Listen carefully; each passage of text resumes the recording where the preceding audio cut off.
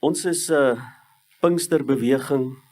Die Heilige Gees werk onder ons en die Here het ons oor baie jare baie dinge geleer, fyn dinge in die Gees geleer. En al die liedjies wat ons sing alles van dinge wat ons nie kan sien nie. He'll break every chain, kan dit nie sien. Ons praat van 'n nuwe naam wat in die hemel geskryf is, kan dit nie sien nie. Maar ons sing dit en ons sing dit lekker. En dan kom 'n mens agter dat daar is baie dinge wat ons eintlik doen en nie werklik die betekenis daarvan weet nie of hoe dit regtig werk nie. En oor jare het die Here ons baie manifestasies geleer, dinge wat ons doen. En die Here het ons fyn dinge in die Gees geleer en dis kosbare goed. En nie almal kan dit verstaan nie. Nie almal neem dit aan nie. Daar is baie mense wat sê dis dwaasheid. Maar 'n skrif, 1 Korintiërs 2 vers 12, ons het ewenwel nie die gees van die wêreld ontvang nie, maar die gees wat uit God is, sodat ons kan weet wat God ons uit genade geskenk het. Daarvan spreek ons ook nie met woorde wat die menslike wysheid leer nie, maar met die wat die Heilige Gees leer, sodat ons geestelike dinge met geestelike vergelyk. Maar die natuurlike mens neem die dinge van die Gees van God nie aan nie, want dit is vir hom dwaasheid. Hy kan dit nie verstaan nie, omdat dit geestelik beoordeel word. Ons is besig met geestelike dinge, wat vir die natuurlike verstand baie keer soos dwaasheid sal lyk. Sal dink, wat vang julle aan? As jy dit nie in die Gees beoordeel nie, en geestelik verstaan nie, dan sal jy dink, dit is dwaasheid. Baie keer doen 'n mens dinge geestelik en ons besef nie werklik die diepte daarvan of die werking daarvan. Wat gebeur nou eintlik in die Gees nie? Want die probleem nou is, alles wat ons doen gaan gepaard met 'n verskriklike groot geloof. En die geloof is, dat dit wat ons in die Gees doen, sal daar iewers sal iets gebeur, wat groter is as ek is, wat ek nie kan sien nie. En ons moet altyd die geloof hê in die Heilige Gees en die geloof in ons Vader, die geloof in Jesus Christus. Persone wat ons ervaar, waarvan ons die handewerk kan sien as ons na die natuur kyk, en wat ons kan ervaar wanneer ons in sy teenwoordigheid kom en jy weet die Heilige Gees is hier, maar jy kan hom nie sien nie. En vir ons bly dit absoluut 'n bonatuurlike geloofsaak. Want in enige manifestasie is dit wat ons doen, is 'n natuurlike aksie vir dit wat vir ons moontlik is, met die bedoeling dat daar iets bonatuurliks gaan gebeur, of in die natuurlike sfeer iets gaan gebeur, of in die geestelike sfeer iets gaan gebeur. Maar dit is die plek waar ons nie kan kom nie, want ons is mense, en ons staan in die natuurlike sfeer. Tog lees ons dat ons worstelstryd is nie teen vlees en bloed nie. Nou is ek in die natuurlike sfeer, en my geveg is nie hier nie, maar dit is met goed wat ek nie kan sien nie. Tog is dit daar. Nou moet ons die kennis kry. Hoe werk dit? Hoe werk dit in die geestelike sfeer? En die Here het 'n pragtige uitspraak gegee vir Petrus. Hy het vir Petrus gevra, wie sê die mense is ek? En die mense sê so en so. Hy sê, maar julle, wie sê julle? Petrus sê, U is Jesus, Seun van die lewende God. Die Here sê, vlees en bloed het dit nie aan jou geopenbaar nie. Dit wat jy nou sê, het die Vader aan jou geopenbaar. Nou, dit is die vorige vers. Nou, Matteus 16 vers 18, die volgende vers. Hy sê, en ek sê ook vir jou. Nou voeg hy by die openbaring, wat die Vader so pas vir Petrus gegee het, voeg Jesus nou by. Hy sê in Matteus 16 vers 18, en ek sê vir jou, jy Petrus, op hierdie rots sal ek my gemeente bou, nie Petrus se gemeente nie, die Here se gemeente gaan op hierdie rots gebou word. En die poorte van die doderyk sal dit nie oorweldig nie. Ons lees ook dat die duisternis kan nie die lig oorweldig nie. So die poorte van die doderyk sal hierdie nuwe gemeente, dit wat die Here skep, nie oorweldig nie. En nou sê hy, en ek sal jou die sleutels, mens kan dit ook noem, ek sal jou die autoriteit gee, van die koninkryk van die hemele, die koninkryk wat hy nie kan sien nie, en waar hy nie kan kom nie, En wat jy Petrus, mens, op aarde mag bind in die natuurlike, sal in die hemel, die geestelike, gebonde wees. Wat jy, Petrus, op die aarde mag ontbind, die natuurlike, sal in die hemel, die geestelike, ontbonde wees. En die Here maak hier 'n ongelooflike openbaring. En dit is dat daar is 'n koppeling tussen wat ons as mens in die natuurlike sfeer doen en tussen dit wat jy hier doen wat dan gekoppel word aan dieselfde ding wat in die geestelike sfeer gebeur. Dis die sfeer waar ons nie kan kom nie. Dit is die gedeelte waar die Here is. Die geestelike gedeelte met al die goed wat ons nie kan sien nie, en ek is bietjie jammer dat ek nie engele kan sien nie, alhoewel ek dink ek het al 'n paar van hulle gesien, want engele het nie vlerke nie. As jy gewonder het daaroor, al die prentjies wat jy sien van engele met vlerke, weet jy waar kom hulle daaraan nie? Engele het nie vlerke nie. Serafs het vlerke en gerubs het vlerke. Engele het nie vlerke nie. En ons het al 'n paar engele raak geloop. Ons het nou laaste keer het ons, nie lank terug het ons weer 'n engel raak geloop. En ek moet dit eers vertel. Op 'n dag het Alna gery, jare gelede, sy ry in Great North, en daar waar Great North en wat is dit, 5de straat by mekaar kom, in daai groot kruising, net daar breek haar kar, die Campbell breek, daar staan hy. 3 bane, spitstyd, maandagoggend. En daar kom 'n engel, en die engel spring voor al die karre in, bring alles tot stilstand, hy stoot haar kar uit, dat hy op die grasperk staan net langs aan, en toe ons weer die man soek, toe hy weg. Is net fort, daar is niemand nie. Dit was 'n engel gewees. Nou ek weet nou al, dit is hoe engele lyk. Nou die dag, toe ons in vereniging en ons ry in Vanderbijl, en ons tel 'n spyker op en die kar se wiel raak al hoe papper en die kar is baie oulik. Hy sê vir jou, wat is die banddruk? En ek sien hoe die banddruk al hoe laer gaan en dit is 'n gevaarlike pad. Ek kan nie wag om te stop nie. En ek hou aan ry en ons is in Vanderbijl in en ons het so af. Nou soek ek 'n garage, ek kry niks nie. Uiteindelik sien ek kan nou nie verder nie en daar so inham en ek stop. Nou klim ek uit om die wiel te vervang en ek het die kattebak oopgemaak en ek wil die wiel uithaal en hier staan 'n jong man hier by my. Hy sê, oom, kan ek help? En ek weet dis 'n engel. Ek sê, ja seker. Vra hom wat is sy naam? Sy naam is Michael. Michael, die aardsengel. Dis Michael. Ek sê, is reg Michael, dit sal baie gaaf wees.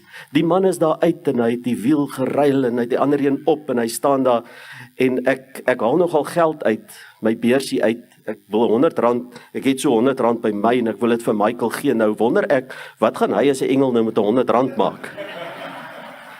En ons klim in die kar, ek sê, Alna, hou hom dop. Kyk en want nou hardloop hy agtertoe. Ek sê, hou hom dop, hy gaan verdwyn. Sy kyk in die spieeltjie, hy hardloop en sy kyk en hy's weg. Ek weet dit, dis 'n engel. Dit is hoe 'n engel lyk. Ons het al meer as een gesien. Nou het ons die koppeling in die natuurlike sfeer na die geestelike sfeer toe. Nou moet ons een ding onthou. En dit is dat die Here in sy almag doen niks, onthou dit, wat menslik moontlik is nie. Die Here doen niks wat ek kon doen nie. As daar iets gedoen moet word en ek kan dit doen, gaan die Here dit nie doen nie. Hy doen net die onmoontlike. Kom ek verduidelik dit so. Ek bly op 'n plaas en ek kort water. So, ek gaan nou water soek, dan maak ons 'n boorgat en dan kry ons water. Nou bid ek die Here om vir my te wys waar is water. En dan bid ek en dan openbaar die Here vir my daar is so 'n klompie, sê nou maar so 'n bietjie van 'n dal en daar is 'n klompie groen bome en die Here sê vir my, as jy daar gaan boor, daar is water, dis hoekom daai bome so groen is.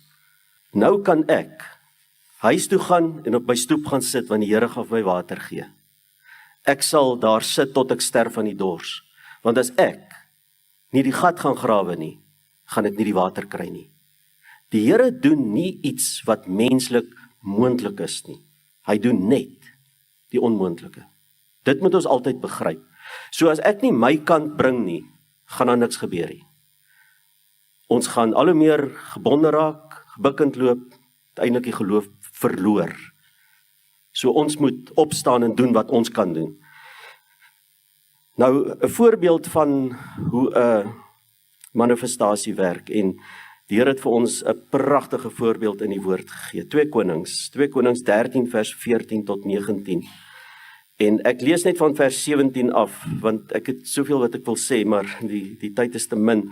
So 2 Konings 13 vers 17, wat hier gebeur het, die koning het vir Elisa besoek. Elisa is nou siek, aan die siekte waarin hy sou sterf, hy lê op sy sterfbed, en hier kom die koning by Elisa aan, en Elisa sê vir hom, Elisa gee nou vir die koning 'n opdrag. Verder sê hy, maak oop die venster na die ooste toe. En hy, dit is nou die koning, het dit oopgemaak. Elisa sê, skiet. Hy het geskiet. Toe sê hy, 'n pyl van oorwinning van die Here en 'n pyl van oorwinning op Aram. Jy moet die Arameërs volkome verslaan. Nou net voor dit het hy vir die koning gesê, vat nou jou boog en jou pyle en kom staan hier. En toe sê hy vir hom, maak die venster oop en skiet nou hierdie pyl uit. Toe skiet hy hom. Nou sê hy, dit is 'n pyl van oorwinning van die Here, 'n pyl van oorwinning op Aram. Wat is hierdie? Manifestasie. Hy het nie Aram met 'n pyl geskiet nie, hulle was nie daar nie. Hy het gemanifesteer, hier, in Elisa se kamer. Hy skiet die pyl by die venster uit. Nou gaan hy verder, een stap verder, want hierdie manifestasie het 2 komponente, kom ons sê so, vers 18. Verder sê hy, neem die pyle, en hy het dit geneem. Toe sê hy vir die koning van Israel, slaan teen die grond. En hy het 3 maal geslaan en opgehou. En toe raak die man van God baie kwaad vir hom en sê, jy moes 5 of 6 maal geslaan het, dan sou jy die Arameërs volkome verslaan het, maar nou sal jy die Arameërs 3 maal verslaan. Wat het hier gebeur? Hierdie was 'n manifestasie. Daar is 'n geveg met Aram, en die koning kom na Elisa toe vir raad. En nou sê hy, goed, manifesteer nou. Vat jou pyle en skiet hulle. Hoekom pyle? Want dit is die goed waarmee hulle geveg het. So vat hy die pyl en skiet. Hy is tevrede, hy het geskiet. Hy sê, dit is 'n oorwinning hier. Nou sê hy, vat dieselfde pyle, slaan op die grond. Dis 'n manifestasie. Nou lyk dit half stupid. Is dit die regte woord? Slaan op die grond. Ek dink nie die koning het geweet wat hy eintlik daarmee moet maak nie. Elisa sê, slaan op die grond. Jy slaan nie met pyle op die grond nie, jy skiet met hulle. Die eerste een het hy verstaan. Nou slaan hy 3 keer en hy op, en Elisa word verskriklik kwaad. Hy sê, hoekom het jy opgehou? Hoekom het jy nie meer geslaan nie? En wat hy vir hom wou gesê het, as jy manifesteer, moenie dit halfhartig doen nie. Wanneer jy manifesteer, doen dit met 'n volkome hart, totdat jy die oorwinning behaal. Maar moet dit nie halfhartig doen nie.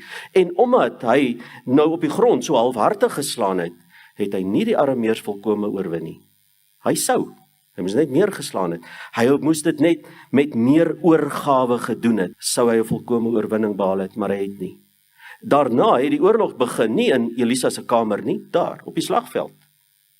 Maar hier het hy gemanifesteer. Verstaan nie wat se manifestasie? So, die koning het gedoen wat menslik moontlik was. Hy kon 'n pyl skiet, dis menslik moontlik. Die oorwinning is menslik onmoontlik. Die Here het dit gedoen. Maar die Here het dit gedoen in die geestesfeer, en hy het gemanifesteer in die natuurlike sfeer, want dis wat hy kon doen. Dit is wat 'n manifestasie is. 'n Manifestasie is iets wat jy kan doen, en dan gebeur dit in die geestelike sfeer.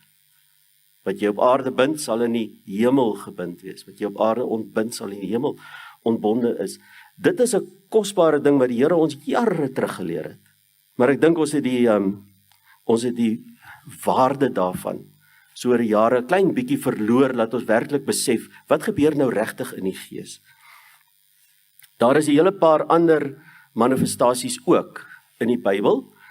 Ek gaan dit nie in detail behandel nie, maar daar is 'n keer waar die profete seuns het 'n bos oopgekap met byle. En dan, ons lees dit 2 Konings 6, kan dit self lees, 2 Konings 6 vers 5 tot 7, kan jy dit lees. En terwyl hulle met die byl kap, die een man, toe vlieg die yster, die byl se kop, vlieg van die steel af. En daar land hy in die water en dink, tog, hierdie byl het ek nog al geleen, dit is die myne nie, hoe gaan ek nou daai terugkry? En Elisa het gekom en hy gesê, okay, waar het die byl die water geval? Ek dink jy ken hierdie verhaal, dis 'n manifestasie. Wat het hy gedoen? Hy pluk 'n stok en hy gooi dit daar in die water, laat die stok dryf. Dis die menslik moontlike. Dis 'n manifestasie. Wat doen die Here? Hy vat die stuk yster en hy laat hom dryf soos wat 'n stok dryf. En hy sê, daar dryf jou yster, gaan haal hom maar. Jerigo se mure wat in mekaar val, Josua 6. Wat het die Israeliete gedoen? Het hulle die mure afgebreek met 'n hamer en 'n bytel? Nee, mure het self in mekaar geval. Wat het hulle gedoen? Wel, wat hulle kon doen. Trek om die mure, met hulle ramshorings, met hulle gejuig. Dis menslik moontlik. Wat is die menslik onmoontlike? Dat die mure in mekaar val. Dit is onmoontlik. Maar die Here doen dit. Maar hulle doen wat hulle kon. As hulle die opdrag gekry het om die mure te trek, en die 7de dag 7 keer om te trek, en hulle het besluit, weet wat? Josua, regtig, waar kry jy dit? Het gaan nie werk nie. Dan het Jerigo nou nog gestaan. Die mure sou nie in mekaar geval het, as hulle nie die menslike moontlike gedoen het nie. Dan was die mure nou nog daar. Maar hulle het gedoen wat hulle kon. En in die geestesfeer, in die onmoontlike gedeelte, het die Here dit gedoen. 'n pragtige voorbeeld kry ons in die Nuwe Testament, Johannes 9. In Johannes 9 is daar die man wat blind gebore is. En wat doen die Here om hom te laat sien? Hy maak modder aan en smeer dit aan sy oë. Hierdie ou is blind, hy weet nie wat die Here doen nie. Hy weet net, hier word nou gekarring aan sy oë. En Jesus sê vir hom, gaan bad jou in die bad van Siloam. Die man is blind, hy het 'n bietjie moeite gehad om daarby uit te kom, maar hy moes iets menslik moontlik doen. Dis wat hy kon doen. Die Here sê, gaan bad jou daar en gaan was jou oë. Wat het hy van sy oë gaan afwas? Modder. Wat het gebeur? Hy het gesien. Die Here het die menslik onmoontlike gedoen, nadat hy gehoorsaam was om die menslik moontlike te doen. Dis wat hy kon doen. Hy kan sy oë was, maar hy kan homself laat sien nie. Maar toe hy die manifestasie uitvoer, toe maak die Here sy oë gesond. Die menslik onmoontlike, dit is die Here se werk. En dit is hoe dit daai tyd gewerk het, en so werk dit nog steeds. In die moderne tyd, wat maak ons daarmee? Ons is nou Nuwe Testamenties. Die Here het nog nooit verander nie, die manifestasies het nog nooit verander nie, en in die Nuwe Testament gaan dit voort. Die bekendste een wat die Here vir ons gegee het, is natuurlik die wapenrusting. Die wapenrusting is nie fisiese goed nie, ons kan dit nie sien nie.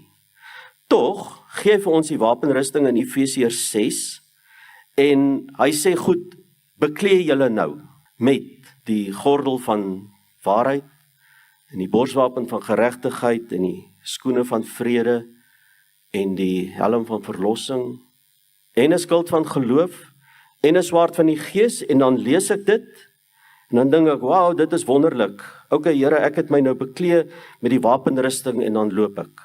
Ek het vir u nuus. As jy hom nie aantrek nie, gaan hy nie werk nie. Dis 'n manifestasie. 'n Manifestasie beteken, die Here gee vir ons 'n geestelike uitrusting, want ons worstelstryd is nie vleeslik nie. Ons worstelstryd is geestelik, maar ons kan dit nie sien nie. Die Here kan dit sien. Nou weet hy wat alles hier anders gebeur. Nou sê hy, wow, julle het geestelike klere nodig om daarom te oorleef, want dit is wat ons moet doen, want daar is 'n geveg aan die gang. Nou sê hy, omgord jou met die waarheid. Stel jou voor, hier's 'n gordel. Vat hom, knoop hom. Ek het die gewoonte om my gordel 2 keer te knoop, want dit voel my so halfpad hierdie dag, en gaan een knoop los. Knoop hom, dis 'n manifestasie. Tel jou voete op, Here, hier is 'n skoen, trek die skoen aan. Manifesteer dit, doen wat jy kan, die Here doen die onmoontlike. Vat hierdie helm, Ek stel altyd voor my helm met so 'n goue skitter in hom. Vat die helm, sit hom op. Manifesteer dit, want dis wat jy kan doen. Die Here doen nooit die menslik moontlik nie, dis wat ek kan doen. Manifesteer dit. Vat hierdie skild van geloof. En ek vat my swaard, vat jou swaard in jou hand. Here, ek vat die swaard, die woord, skerp tweesnydende swaard. En dan beklee jy jou fisies met dit wat jy kan doen met die wapenrusting. Deur dit net te sê, gaan niks gebeur nie. Maar as jy dit manifesteer, dan is jy in die gees beklee met die wapenrusting. Nou is die vraag, hoe gereeld moet ek my wapenrusting aantrek? 1 keer 'n week, 1 keer 'n maand? Elke dag. Klaaglieder 3 vers 22 en 23, hy sê, dit is die goedertierenhede van die Here dat ons nie omgekom het nie, want sy barmhartigheid het geen einde nie. Hy sê ook iewers, hy dink daarom daaraan dat ons mens is, en hy's genadig oor ons, want hy dink, ag, 'n mens.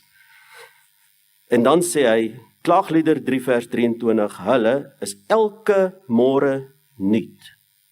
U trou is groot. Hierdie manifestasies wat die Here ons gee, die dinge wat die Here ons gee om te doen, elke môre. Elke dag opnuut. Ek dink ons verloor baie keer ons wapenrusting so deur die dag. 'n Ding wat 'n mens maklik laat sak is jou skild van geloof. Wag net dat daar genoeg moeilikheid kom. Ek dink ek en Alna het hierdie week 'n redelike toets gehad tussen die week en laasweek. Maar net nie jou geloofskild moet hom net nie laat sak nie. Here, ons staan in die geloof, ons weet die Here gaan ons help. Die ander een wat 'n manifestasie is wat nie deur almal verstaan of begryp word nie. En dit is 'n geestesworsteling. Die Here het ons geleer om te worstel. Nou, die worsteling is baie keer moeilik om te verduidelik. Ons het skrifte, dit is 'n Bybelse gebruik, dit is nie laat dit nie in die Bybel staan nie, is 'n Bybelse gebruik, maar 'n mens sukkel partykeer om werklik te verstaan, wat doen jy met worstelinge, wat gebeur nou eintlik? Of wat is jy veronderstel om te doen as jy worstel? Worstel is, jy rol rond op die mat, dit is wat dit is. Goed, wat gebeur daarmee, want dit is 'n manifestasie in die gees. Maar dit is die een ding wat ek fisies kan doen. So as ek iets doen in die natuurlike, dan gebeur dit in die geestelike. In die Ou Testament was daar 'n hele paar plekke, daar is 4 as ek dit reg het, waar die Here praat van om te worstel of om te wentel in die as. 'n bekende een is Jeremia 6 vers 26. Jeremia 6 vers 26 sê hy, dogter van my volk, omgord jou met rouklere en rol in die as. Rou soos oor 'n enigste kind, 'n bittere rou beklag, want onverwags kom die verwoester oor ons. Om te rol in die as, Ou Testamenties, of die beweging uit te voer van worstel, is glad nie onbekend in die Bybelse tyd nie. Dit is iets wat die Here vir ons geleer het as spadereen lidmate is om te worstel. Nou, wat gebeur wanneer jy worstel, of wat is veronderstel om te gebeur, en wat is jy veronderstel om te doen wanneer jy worstel? Want ek dink dit nie almal weet dit regtig nie. Baie van ons doen dit dalk omdat ons dit so geleer het en gesien het. Omdat dit 'n manifestasie is om te worstel en jy rol, is jy besig om jou los te maak van goed wat jou kon vashou. So wanneer jy, ons gaan nou bietjie praat oor toue, bande en koorde. So as 'n mens sê maar in bande kom, in toue kom, dan voel jy later redelik bedruk en redelik gebind en redelik moedeloos en redelik sonder hoop. En nou leer die Here ons maar gaan worstel. Wanneer 'n mens nou worstel, dan stel jy jouself voor dat ek is nou hier vasgedraai met 'n klomp toue en ek vorder nêrens heen nie en ek voel nou lekker moedeloos en ek voel te neergedruk en ek voel sommer down soos wat hulle sê. As jy nou gaan worstel en jy stel jou voor, jy ruk jou los van hierdie klomp toue, want dit is die goed wat ek fisies kan doen. Nou ruk ek myself los van hierdie goed wat my so vashou en ek worstel in die gees, dan is dit 'n fisiese aksie wat vir my moontlik is om te doen. En dan sê die Here, dan gebeur dieselfde ding in die geestelike sfeer. Nou, die geestelike, in die geestesfeer, die bande, toue, kettings, die goed wat my nou gebind het, begin nou afval, want ek ruk my los daaruit. Baie keer is daar, kom ons noem dit persings, wat afkom op die kerk, of op die voorgangers, baie keer spesifiek, en almal voel later bedruk. Ek het eendag in die kantoor gesit en daar was iemand wat 'n uitspraak gemaak het wat bitter onverskillig was. Werklik onverskillig was. En ek het in my kantoor gesit en het vir my gevoel, Here, ek gaan sterf, ek gaan doodgaan. En ek het opgestaan en my deur gesluit en ek is tempel toe. En in die tempel het ek gaan manifesteer. My gaan losruk onder hierdie las wat skielik op my gelaai was. Dit was nie net op my nie, dit was op op hele bestuur, was die las gelaai. Maar in 'n oomblikse tyd, toe voel dit vir my, ek kan sterf onder hierdie gewig fisies, dat dit donker word. Ek stempel toe. Want dank die Here, ons het die Here se huis is naby. En ek het gaan manifesteer in die gees. En toe ek terugloop, toe ek weer alright. Die goed is werklik, die goed is in die gees. Wat doen 'n mens wanneer jy worstel? Daar is 'n paar dinge wat 'n mens kan doen. Die een ding is om hardop tot die Here te bid.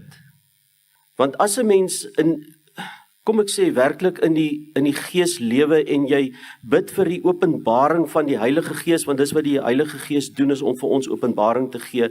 En hy gee vir jou openbaring van 'n sekere omstandigheid of van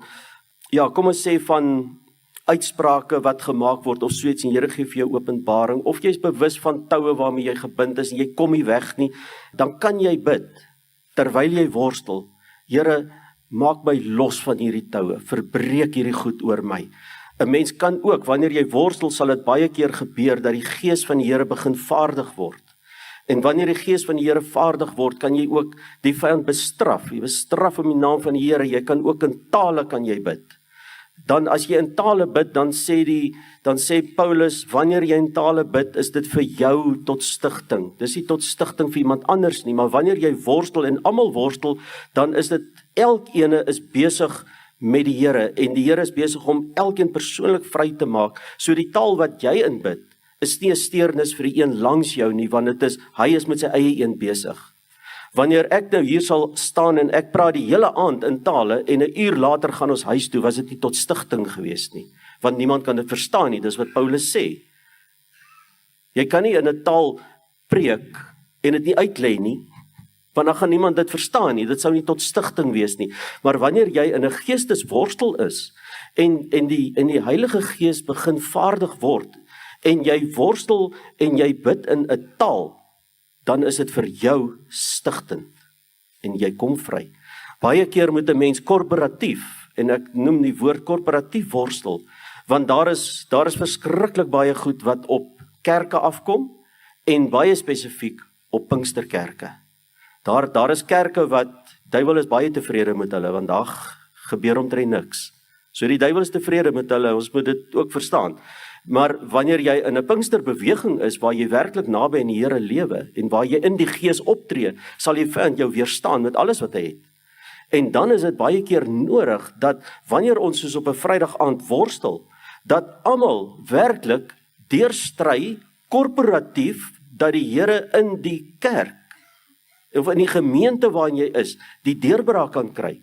Want nou gebeur dit dat een persoon worstel en die ander wag. Dit is soos wanneer jy op 'n slagveld gaan en die generaal sê storm, en die sterkste ou storm eerste en daar hardloop hy en al die ander staan en wag, en dan sê hy, okay, kom ons kyk wat gebeur. Hy gaan die geveg verloor. Wanneer ons byvoorbeeld op 'n Vrydag aand worstel, is dit korporatief. Dan is dit om deur te stry, deur al die goed in die atmosfeer en in die lugruim korporatief vir ons as gemeente, vir ons as kerk, en onthou altyd, ons is die moederhuis. Die Here hou ons, Jatneel gemeente, verantwoordelik vir sy hele werk, want hierdie is die moederhuis. Ons moet dit nooit vergeet nie. Verantwoordelikheid, daar's hy. Die verantwoordelikheid wat die Here vir die Jatneel gemeente gegee het, is groter as die ander gemeentes. Want ons is die moederhuis. Van hier af moet die Here sy werk bestuur. Dit is baie keer nodig om korporatief te worstel sodat ons deurbraak kan kry teen al die uitsprake wat gemaak word. En die uitsprake is geweldig. Die Bybel is 'n swaard. Efesiërs 6 vers 17, en neem aan die helm van verlossing en die swaard van die Gees, dit is die woord van God. Hebreërs 4 vers 12, want die woord van God is lewend en kragtig en skerper as enige tweesnydende swaard, dring deur tot die skeiding van siele, gees, gewrigte en murg, en is 'n oordelaar van die oorlegginge en die gedagtes van die hart. Die Here se woord is 'n swaard. Ons kan hom in die natuurlike sfeer gebruik soos 'n swaard. Stel jou voor, hier is nou een of ander gebondenheid tussen my en wat ook al iets anders. Vat die Here se woord, Here, kap af hierdie gebondenheid, hierdie verbintenis. Vat hom, manifesteer, want dis wat ek kan doen. Onthou, dis wat ek kan doen. Dis my moontlik, ek kan dit doen. Die Here gaan die res in die Gees doen, want dit is sy gedeelte. Dit is wat ek nie kan doen nie. Gebruik die Here se woord as 'n swaard. Bande, kettinge, koorde, toue, al hierdie goeters, goed in die Gees. Hoe werk dit? Waar kom dit vandaan? Is dit skrif? Ons kry dit in die Here se woord op 'n paar plekke. Hosea 11 vers 4. En ek kan nie in detail met enige van die goed nie, so ek gaan nou alles maar net noem. Hosea 11 vers 4 sê, met mensebande, met koorde van liefde, het ek hulle getrek. Die Here sê, hy trek die mens met 'n koord van liefde.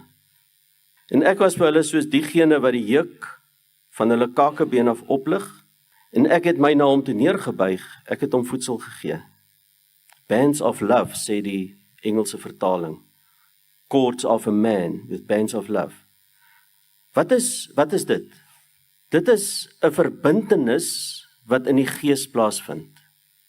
Dit is nie iets wat jy met jou oë kan sien nie, maar dit is 'n geestelike verbintenis, 'n koord wat gebind is. Die Here sê, hy het hulle lief gehad en hy het hulle getrek met 'n koorde van liefde.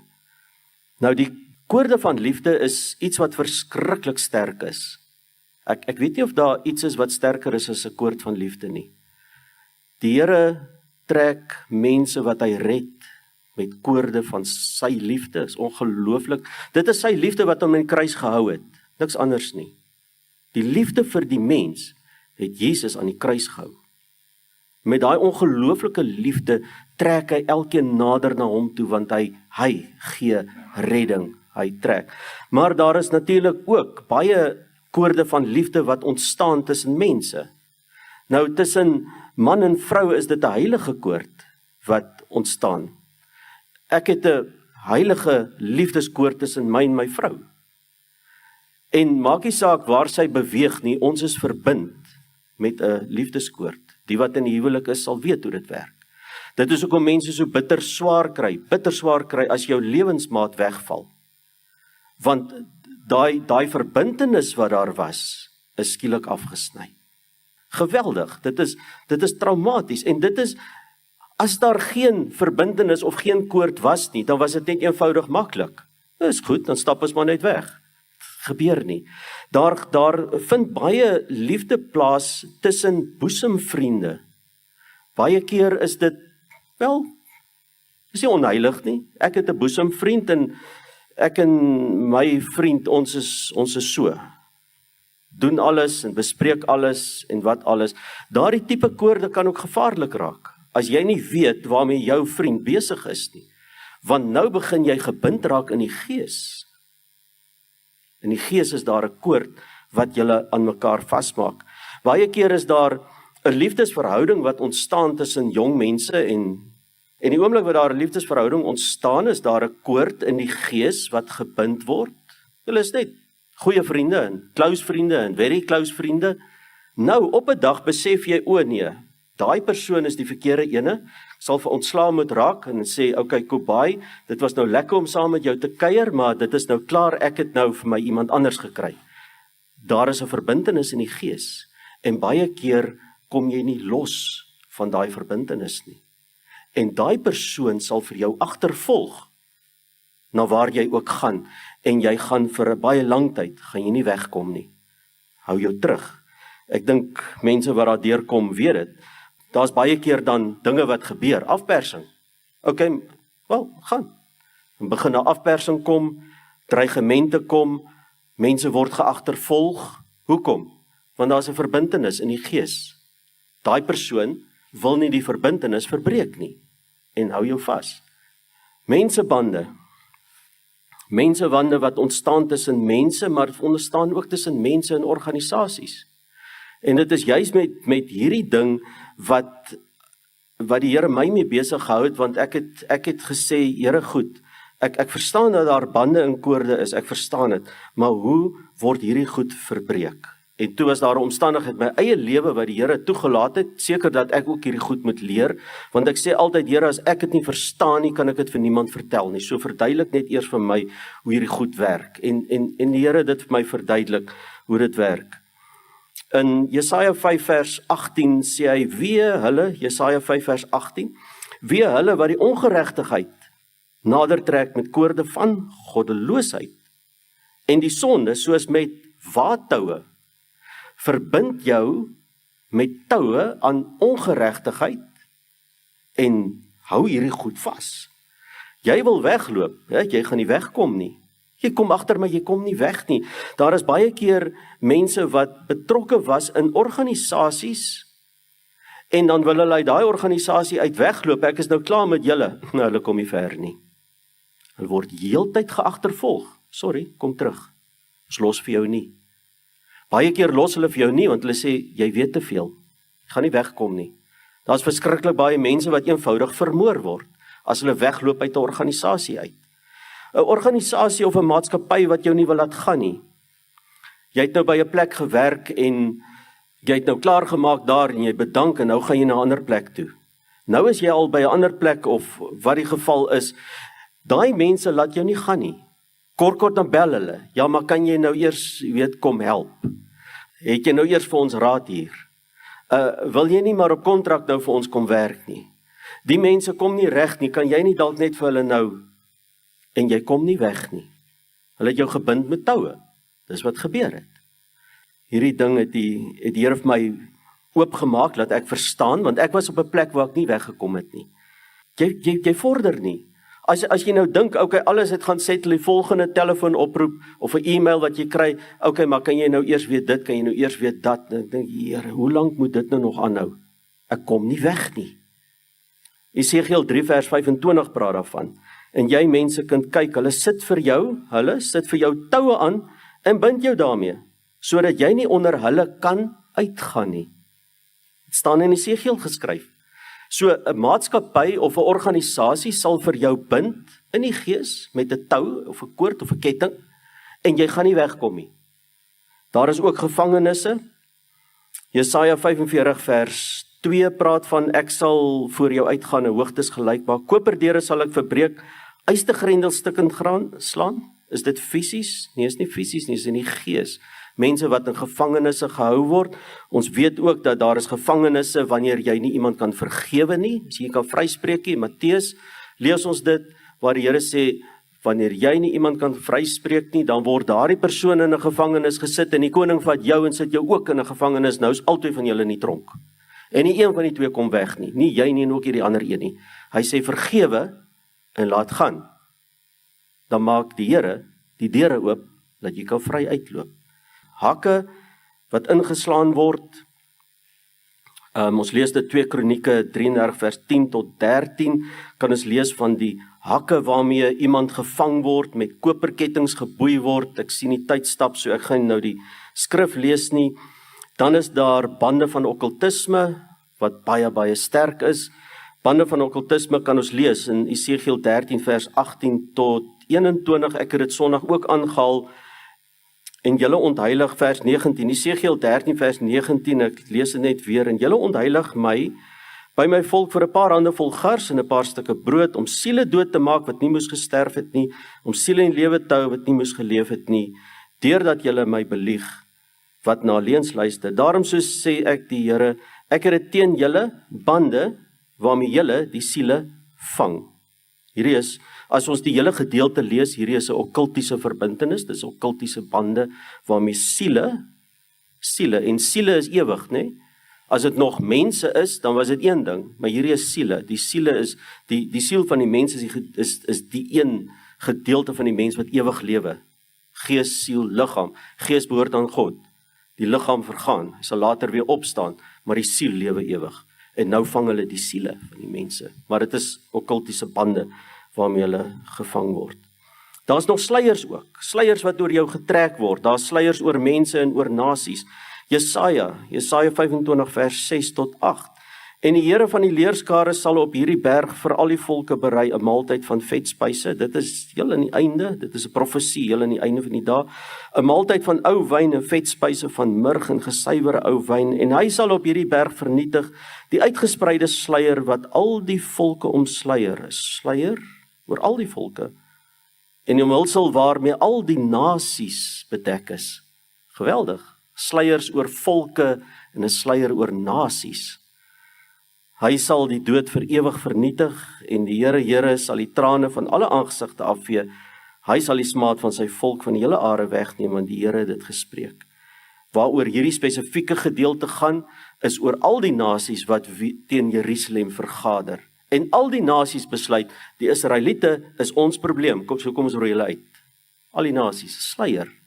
Daar is, ek kan nie nou daaroor praat nie, maar daar is sluiers oor stede. Sekere stede het spesifieke sluiers, waaronder daai mense beweeg, hulle kom nie daar uit nie. Wat is die Here se wil vir ons? Jesaja 58 vers 6. Wat wil die Here van hê ons moet doen, leef? Is dit nie die vas wat ek verkies nie? Dat julle losmaak die bande van goddeloosheid, dat julle afhaal die stroppe van die juk, en vry laat weggaan die verdruktes, elke juk stukkend breek. Dis nie die Here se wil dat enigeen gebind is met enige tou of band of ketting of niks nie. Sy wil nie. Hy wil hê ons moet vry beweeg. Maleagi 4 vers 2 sê, maar vir julle wat my naam vrees, sal die son van geregtigheid opgaan, daar sal genesing onder sy vleuels wees, en julle sal uittrek, huppel soos kalwers uit 'n stal. Sal 'n kalwer kan huppel, as jy vir hom vasmaak met 'n tou. Dis die Here se wil vir ons. Hy wil hê, ons moet vry wees, en ons moet uitbeweeg. Ons moet in vryheid beweeg. Ons moet nie vas wees aan toue en bande en al hierdie goeters nie. So, hoe gaan ons van hierdie toue en koorde en goed nou ontslaa raak? Okay, ons weet nou wat dit is. Bind jou in die gees, verskillende soorte verbindinge. Nou kom ek nie weg nie. Okay, Here, wat nou? Dit was my vraag. En een nag laat, toe die Here my teruggevat na Rigters toe. Rigters 15, vers 14. Hierdie is een van daai kosbare openbarings wat die Here gegee het. Dinge wat ek nooit verstaan het nie. Rigters 15 vers 14, en hier gaan dit oor Samson, en Samson is deur Delila met toue vasgemaak. Hier kry ons die toue, en dan lees ons, toe hy, dit is Samson, tot by Legi kom, juig die Filistyne om tegemoet, maar, hier lê die geheim, kom ek sê so, kruks van die saak, maar die gees van die Here is die Heilige Gees, het oor hom vaardig geword, en die toue wat in sy arms was, het geword soos linnedrade wat in die vuur brand, en sy bande het versmelt van sy hande af. Wat gebeur met toue, bande, kettings? Hoe gaan ons van hulle ontslaa raak? Die vuur van die Heilige Gees. Die vuur van die Heilige Gees verteer en brand al hierdie goed af. Kom ons vat die voorbeeld van Daniel se vriende, staan voor hierdie beeld en hulle sê jy moet buig, hulle sê ons sal nie buig nie, hulle sê goed, dan gooi ons jou in daai vuur oond, sê hulle, nou ja, dit is reg, doen dit dan maar, en hulle sal nie buig nie, hulle staan wat hulle staan, en hulle word geboei, hulle word vasgemaak, hande en voete word vasgemaak, hulle nie kan weghardloop nie, Ek dink julle gaan 'n kans hê om weg te hardloop want daai vuur is baie warm. So warm dat die mense wat hulle ingegooi het, doodgebrand het. Nou, hoe warm was die vuur? En hulle word in die vuur gegooi. En die vuur, lees ons, hulle het nie eers die reuk van die vuur gekry nie. Wat het met hulle in die vuur gebeur? Okay, behalwe vir die engel wat ook gesien was, wat het met hulle in die vuur gebeur? Die bande is afgebrand. Alles waarmee hulle gebind was afgebrand, maar hulle het niks oorgekom nie. Die vuur van die Heilige Gees brand bande af, verteer dit. Ons kan die goed nie sien nie, maar ons kan dit in die Gees bestaan hierdie goed. En 'n mens weet as jy so half gebind is, 'n mens kan terugdink, die Here vra vir openbaring van waar my lewe nou al vandaan kom, waar het met hoeveel mense ek aanraking gekom, was daar verbintenisse, onheilige verbintenisse, was daar verbintenisse met mense, was daar iets soos boesemvriende wat intussen weggeraak het ek by maatskappye gewerk en ek kom nie weg nie, is daar mense wat my eenvoudig gevange neem op die een of ander manier en hulle dreig my met dinge en as jy nie dit doen nie, dan sal dit begin dreig, hulle het hou vas. Enige van daai goed het hou vas op jou, jy word gebind. So, wat moet ons met hierdie goed maak? Die eerste ding is, 'n mens moet die goed identifiseer. Ek dink nie ons moet in die, soos ek altyd sê, ons moet nie in die bondel skiet nie. Want die duiwel dak en duif net as jy in die bondel skiet en jy kry hom nie raak geskiet nie. So, skiet spesifiek. Die soldate met die beste suksesverhaal is die skerpskutters. Hulle gaan lê stil en hulle het sy visier en as hy een skoot skiet, dan tref hy. Hy hoef nie 1000 te skiet in die hoop dat een tref nie. So, kom ons identifiseer toue, bande, kettinge. En dan, as jy dit geïdentifiseer het, dan kan ons bid. En dit is die goed wat jy ook kan bid wanneer jy worstel. Here, ek voel so gebind. Partykeer weet jy nie eers van waar af nie, maar jy weet, Here, ek voel so gebind. Ek voel so moedeloos op die oomblik. Daar's goed wat op ons afkom.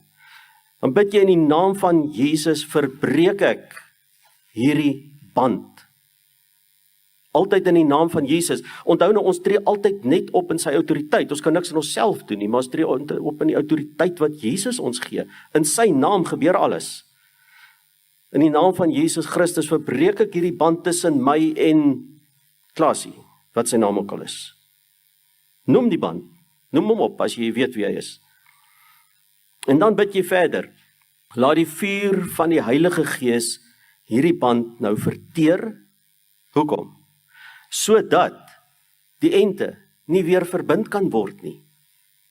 As jy hom net gaan afsny in die gees, gaan dit net so werk soos in die fisiese lewe. Jy het nou hier 'n tou wat gespan is en nou sny jy hierdie tou af en nou los jy hom. En jy loop weg. As jy terugkom en iemand het hom weer geknoop, dan is hy weer terug waar hy was. So vra dat die vuur van die gees die ente verteer sodat dit nie weer gebind kan word nie. Met ander woorde, verbreek hierdie band en kry klaar daarmee en dis dit. Daar gaan ander weer kom, daar gaan ander opdag, maar daai ene is verby. En baie keer is daar goed wat jy weet jy gebind was en dit is waarmee ek gebind was. En dan is daar ook hakke waarmee 'n mens gehak kan word. Baie keer van hierdie hakke is 'n verslawing of iets waarmee jy nie kan wegkom nie. Daar's iets wat jou hou vas.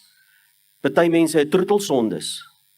So vasgehak aan hierdie troetelsonde en dit is nou te lekker, wil nie eintlik klaar kry nie, maar manifesteer 'n slag. Ruk hierdie hak uit. Neem 'n besluit. Ek het eendag gepraat oor ek moes 'n besluit neem. Daar is goed wat ek in my lewe mee moes klaarmaak en ek het 'n besluit geneem die oggend in die bidtuur.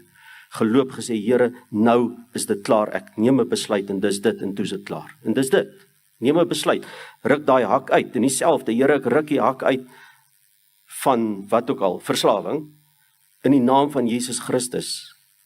En ek het hierdie goed het ek toe gesien, hoe dit werk en ek verstaan, okay, die vuur van die Heilige Gees verteer hierdie bande en toue en kore. En daai nag toe sien ek, maar Here, is dit hoe dit werk? Wonderlik.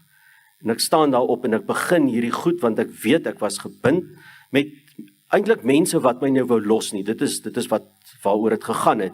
Ek kom nie weg nie. Kort is daar weer 'n WhatsApp en dan is daar weer 'n e-mail en dan is daar weer 'n bel en dan ek kom nie weg nie. En ek gaan daai aand en ek manifesteer hierdie goed en ek begin, Here, laat die vuur van die Heilige Gees hierdie band tussen my en daai plek verteer dit met die vuur van die Gees, dat hierdie ding nie gebind kan word nie. En van die volgende dag af het my foon stil geword.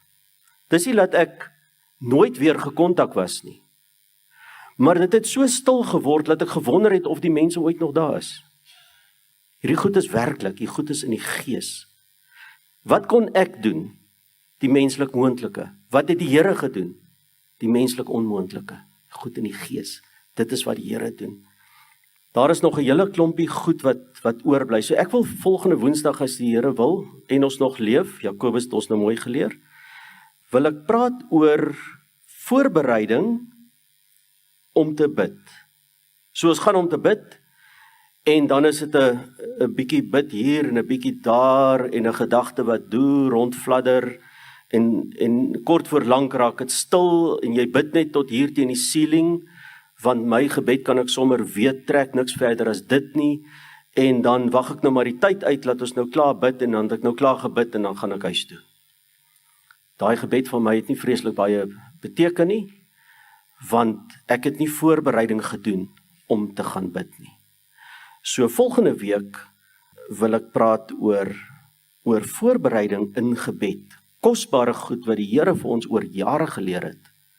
Laat ons net weer alles bymekaar maak, weer teruggaan, refresh, wat die Here vir ons gegee het, verstaan wat gebeur in die Gees, want in die Gees gebeur verskriklik baie goed, dat ons verstaan wat gebeur in die Gees, en wanneer ons voorberei om te gaan bid, en jy gaan bid dan bid jy hemel toe. Amen.